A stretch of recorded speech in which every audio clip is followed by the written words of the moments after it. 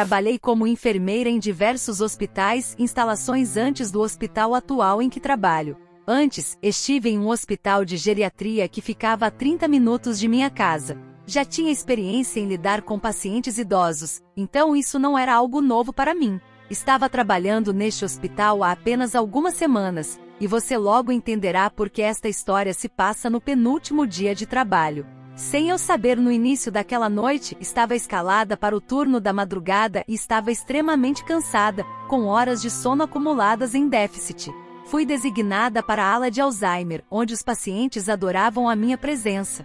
Sendo uma jovem na casa dos 20 anos entre os residentes da ala, que geralmente eram deixados sozinhos em seus próprios pensamentos, eu era vista como uma lufada de ar fresco.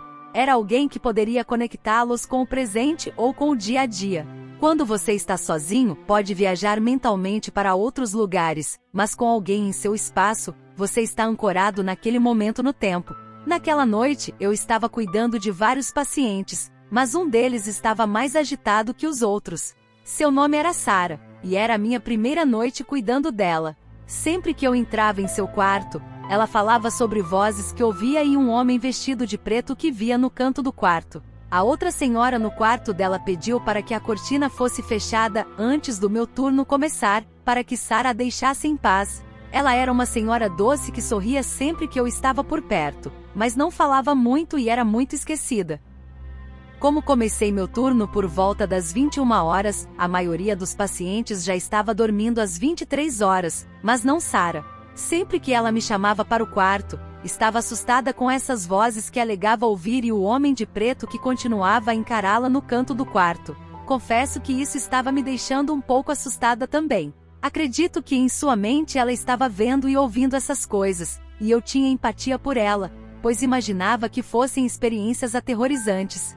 Mesmo assim, eu fazia o meu melhor para acalmá-la e fazê-la dormir. Não queria ligar a televisão para acalmá-la, pois queria ser cortês com a outra paciente no quarto. Eu segurava as mãos de Sarah e dizia a ela para respirar e relaxar. Lembrei-a de que ela não estava sozinha ali e que eu estava sempre a apenas um chamado de distância. Parecia funcionar, e Sarah relaxava por um tempo. Da próxima vez que entrei no quarto, ela estava dormindo. Quando a maioria, se não todos os pacientes, estava dormindo, a noite se arrastava lentamente. O tempo parecia quase retroceder. 1 ou 2 horas depois, eu estava na sala de estoque pegando suprimentos quando ouvi algo no quarto. O quarto era relativamente pequeno e completamente silencioso. Eu tinha fechado a porta, o que tornava estranho ouvir outro barulho. Olhei, não vi nada e continuei a pegar os suprimentos. Então, senti o que só posso descrever como uma mão em meu ombro. Olhei para o meu ombro, dei um pulo e gritei, mas não havia nada ali. Não havia ninguém no quarto. Saí para o corredor por um momento para olhar ao redor, mas não vi outras enfermeiras e estava completamente silencioso. Não tinha outra escolha senão continuar o que estava fazendo. Continuei a pegar os suprimentos até encher o carrinho e então me virei para encarar a porta. Nesse momento, caí no chão e comecei a gritar, com o coração imediatamente na garganta. Havia um homem vestido de preto do lado de fora da porta, olhando através do vidro e sorrindo.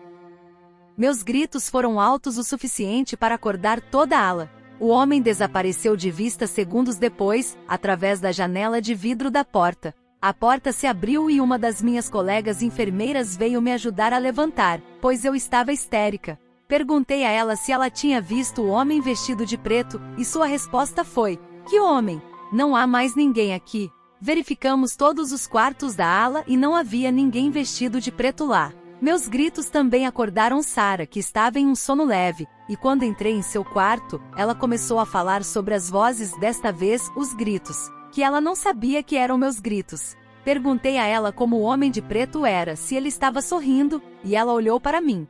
Notei suas sobrancelhas se franzirem enquanto sua expressão mudava para a mais focada que já tinha visto naquele dia. Ela perguntou: "Como você sabia?" E mesmo com meu coração ainda acelerado, senti um calafrio. Ela começou a gritar, dizendo para tirá-la dali, que ele estava chegando. Outras enfermeiras entraram e tentaram acalmá-la. Naquela noite fui transferida para outra ala com outro colega, e acabei indo para casa mais cedo porque estava tão assustada. No dia seguinte, enviei uma mensagem para a enfermeira-chefe informando que meu próximo turno seria o meu último, que a experiência me traumatizou e que eu não queria mais trabalhar naquele prédio. Recebi uma resposta amigável, mas nunca fui diagnosticada com nada e nunca tive alucinações de nenhum tipo. Conheço os efeitos da falta de sono, mas isso foi algo fora do comum. Não sei se minha mente começou a me pregar peças por causa do que Sarah estava me contando a noite toda, mas a sensação da mão em meu ombro e a imagem do homem sorrindo atrás da porta de vidro coincidindo com a descrição que a paciente dava várias vezes, isso foi algo que acontece uma vez na vida. E assim, chegamos ao fim da nossa história. Se gostou? Inscreva-se no canal, comente e compartilhe.